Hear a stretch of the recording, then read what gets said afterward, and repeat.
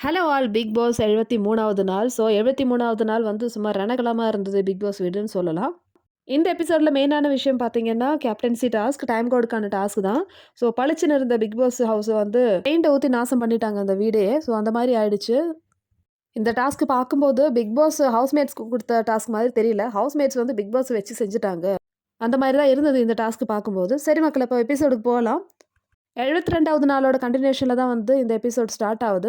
அவினாஷும், கஷிஷும் பேசுறத தான் காமிச்சிருக்காங்க. கஷிஷ் சொல்றாங்க, அதாவது இந்த நாமினேஷனுக்கு அப்புறமேட்டு. நான் உன்கிட்ட நல்லா தானே பழகிட்டு இருந்தேன். அப்புறம் ஏன் வந்து இந்த மாரி ஒரு ஈகோ, என்னை ஏன் வந்து நாமினேஷன் செய்ய விடல அப்படின்னு சொல்லிட்டு கஷிஷ் கேட்குறாங்க.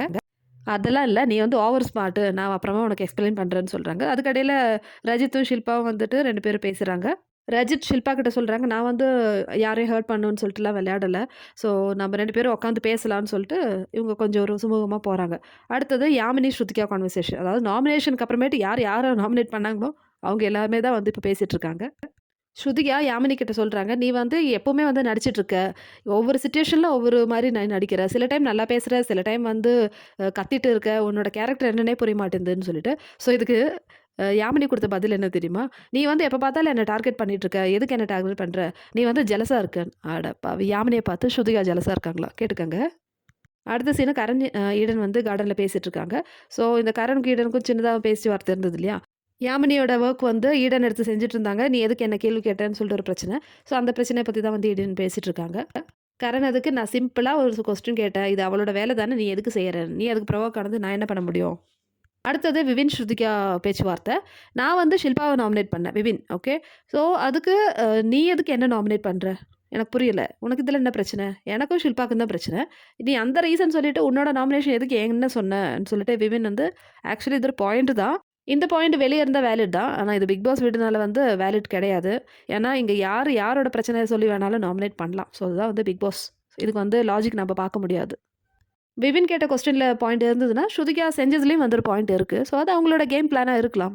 தட்ஸ் இட், அவ்வளோதான். இதுல வந்து எதுவுமே டிஸ்கஷன் பண்ண தேவையில்ல. அடுத்தது கஷிஷ் அண்ட் அவினாஷ். அவினாஷோட ஒப்பீனியன் கஷிஷ பத்தி பார்த்தோன்னா, "நீ ஓவரா வந்து ஓவர் கான்ஃபிடென்ட்டா இருக்க. எல்லார் மேலயும் வந்து தேவையில்லாம வந்து பழி கண்டுபிடிக்கிற." அந்த மாரி ஒரு டோன்ல வந்து அவினாஷ் பேசுறாங்க. அதுக்கு கஷிஷ் சொல்றாங்க, "நீ ரொம்ப அரகன்ட்டா பேசுற. இதுக்கு மேல உன்கிட்ட என்னால பேச முடியாதுன்னு" சொல்லிட்டு எழுந்து கிளம்புறாங்க. அடுத்தது கருணும், அவினாஷும் பேசிட்டு இருக்காங்க. கார்டன்ல வந்து ஹைட்ல ஒரு பெட் போட்டிருக்காங்க. அதுக்குள்ள உட்காந்து பேசிட்டு இருக்காங்க.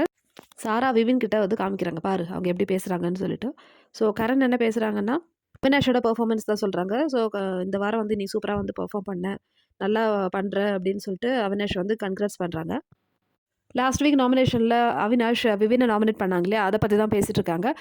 நீ ஆக்சுவலி அன்னைக்கு பண்ணது கரெக்ட் தான். விவின நீ நாமினேட் பண்ணதுனால தான் வந்து அவனுக்கு ரியலைஸ் ஆயிடுச்சு. அவன் வந்து கொஞ்சம் பின்னாடி இருக்கான். விளையாடவே இல்லன்னு சொல்லிட்டு. அதனால இப்ப கொஞ்சம் நல்லா புரியுது அவனுக்குன்னு சொல்லிட்டு விவின பத்தி பேசுறாங்க. அவினாஷ் சொல்றாங்க, "அந்த ரெஸ்பான்சிபிலிட்டிலாம் நான் எடுக்க மாட்டேன். நான் ஜஸ்ட் சொன்னேன். எனக்கு ஃபீல் ஆயிடுச்சு. நான் சொன்னேன் அவ்வளோதான்." பட் விவினோட மைண்ட்லயும் அதுதான் இருந்திருக்கு. விவின் கொஞ்ச நாளா விளையாடவே இல்ல இல்லையா? அது வந்து ஒரு ஆப்பர்ச்சுனிட்டி ஆயிடுச்சு நான் சொன்னதுக்கு. அதுக்கப்புறமேட்டு விவின் கொஞ்சம் இறங்கி ஆட ஆரம்பிச்சுட்டாருன்னு சொல்லிட்டு இங்க 2ம் வந்து பேசிட்டு இருக்கு. கரண் சொல்றாங்க, "அதனால தான் வந்து விவின் இந்த வாரம் ஷில்பா வந்து நாமினேட் பண்ணாங்க." அவினாஷ் வந்து ஒத்துக்கல. அது மட்டும் சொல்ல முடியாது. விவினோட மைண்ட் செட்ல இருந்திருக்கலாம். இப்ப நான் சொல்லன்னு சொல்லிட்டு அவர் வந்து உடனே வந்து இறங்கி ஆடுற மாரிலாம் கேரக்டர் கிடையாதுன்னு கரண் என்ன சொல்றாருன்னா, விவின் இந்த மாரி நாமினேட் பண்ணார் இல்லையா ஷில்பாவ. அதனாலே வந்து ஷில்பாக்கு இப்ப விவின் மேல நம்பிக்கை போயிடுச்சு. அவங்களோட ஃப்ரெண்ட்ஷிப்ப வந்து விவின் இழந்துட்டாங்க அப்படின்னு சொல்லிட்டு பேசிட்டு இருக்கும்போது, விவின் சொல்றாங்க, "என்ன ஸ்க்ரீன் பிளே நடக்குது? இது அப்படியே கேஷுவலா நீங்க பேசிட்டு இருக்கீங்களோ?" அப்படின்னு சொல்லிட்டு பேசுறாரு. அடுத்தது கரண் ஷில்பா கிட்ட போய் பேசுறாங்க. "எப்படி ஃபீல் பண்றீங்க? ஏன்னா விவின் நாமினேட் பண்ணியிருக்காரு இல்லையா அந்த வாரம். என்ன நடக்குது?" அப்படின்னு சொல்லிட்டு பேசுறாங்க. ஷில்பா சொல்றாங்க, "எனக்கு விவின் கிட்டலாம் வந்து பேசவே பிடிக்கல. நான் எந்த இம்பார்ட்டன்ஸும் அவனுக்கு குடுக்கல." அப்படின்னு சொல்லிட்டு சொல்றாங்க. இந்த கான்வர்சேஷன்ல ஸ்ருதிகாவும் இருந்தாங்க. விவினால நீங்க ஹர்ட் ஆயிருக்கீங்க இல்லையா? அதனால தான் வந்து நீங்க இப்ப பேச மாட்டேன்றீங்க அப்படின்னு சொல்றீங்க. அப்போ ஷில்பா சொல்றாங்க, "அப்படிலாம் இல்ல. எனக்கு பிடிக்கல அவங்ககிட்ட பேசுறதுக்கு." கரண் சொல்றாங்க, "இதெல்லாம் வந்து அவினாஷால தான். அவினாஷ் தான் வந்து ஸ்டார்ட் பண்ணான் இந்த ஒரு கேமு. போன வாரம் ஸ்டார்ட் பண்ணது. அது அப்படியே இப்படி ஆயிடுச்சு. இப்ப உங்களோட ரிலேஷன் தான் வந்து இதில வந்து பிரேக் ஆயிடுச்சு. விவின்க்கும் ஷில்பாவுக்கான ரிலேஷன். ரொம்ப பேடா இருக்கா அவன்னு" சொல்லிட்டு இந்த கரண் அந்த சைடும் பேசுறான், இந்த சைடும் பேசுறான். அடுத்தது நைட் அவினாஷும், விவினும் வந்து பேசிட்டு இருக்காங்க ஷில்பாவ பத்தி. அவினாஷ் சொல்றாங்க, "இனிமே அடுத்தது விக்டிங் கார்டா அவங்க வருவாங்க.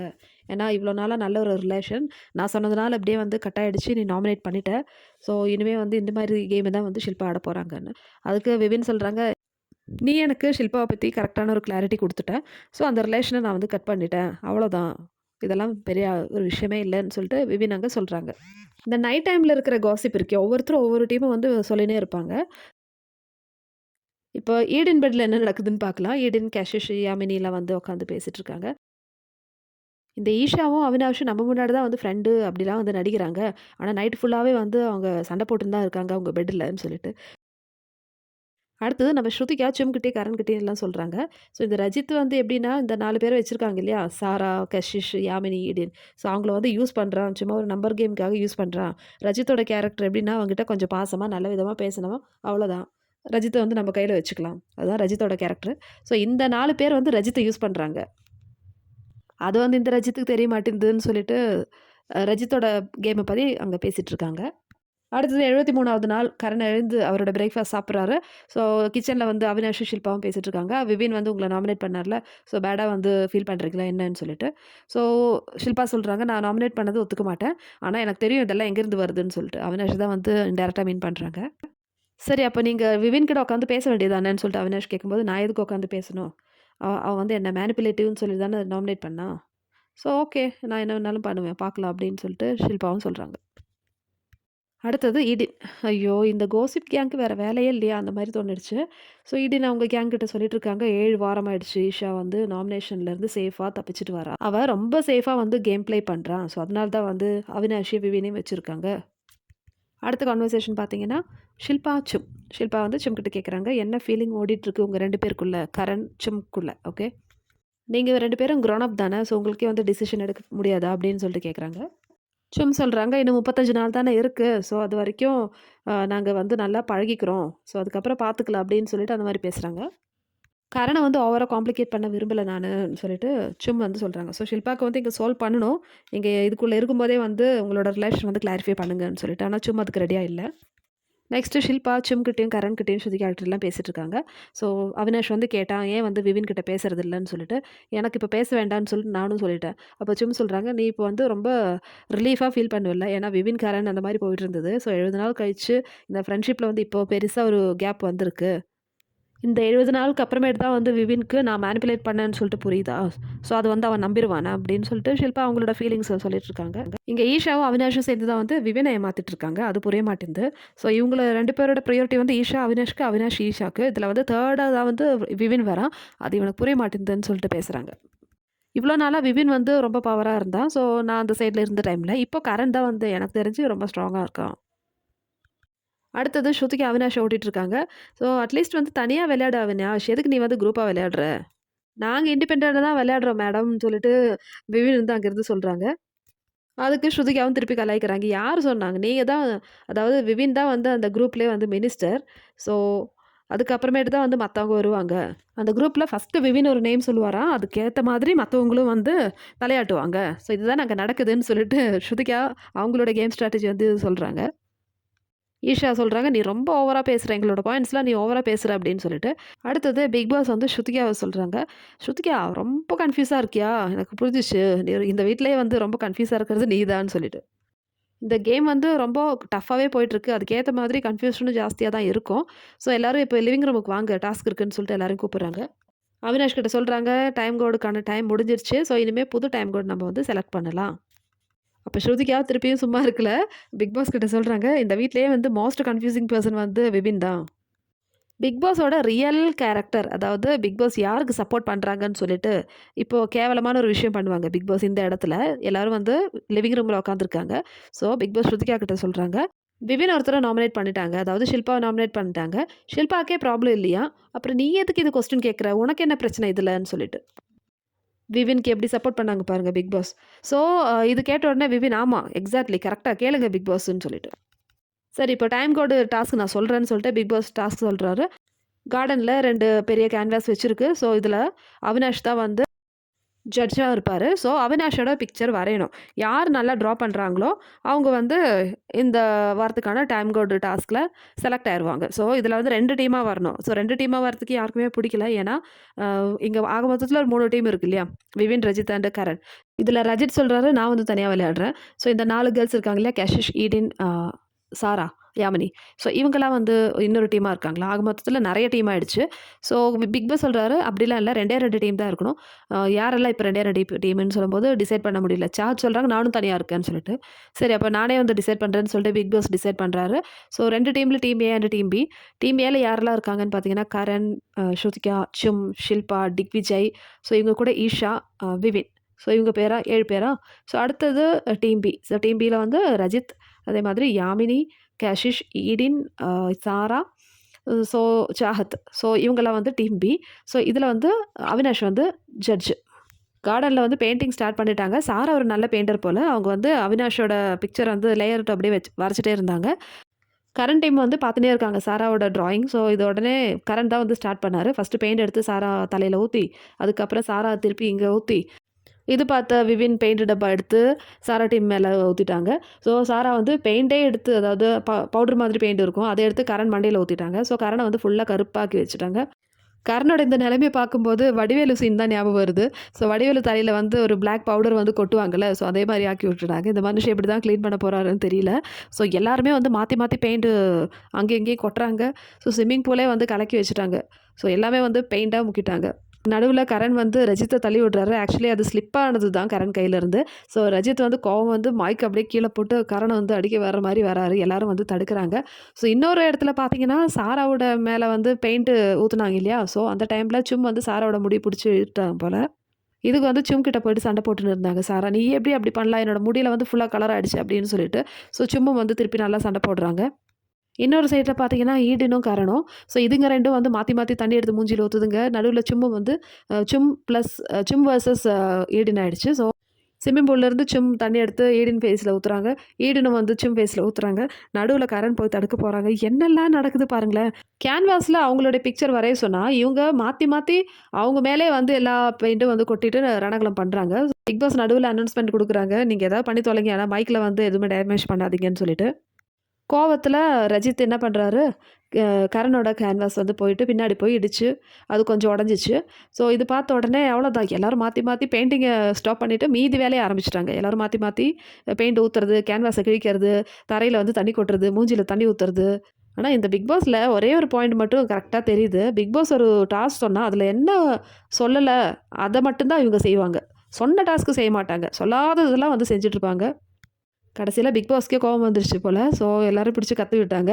எல்லாரும் வந்து ஸ்ட்ரைட்டா நில்லுங்கன்னு சொல்லிட்டு எல்லாரும் வந்து நிக்க சொல்றாங்க. நிக்க சொன்னதுக்கும் வந்து ரொம்ப நேரம் ஆயிடுச்சு எல்லாரும் நிக்கிறதுக்கு. அதுக்கும் வந்து சொல்றாரு, "நான் சொன்னது கேட்கலையா?" அப்படின்னு சொல்லிட்டு.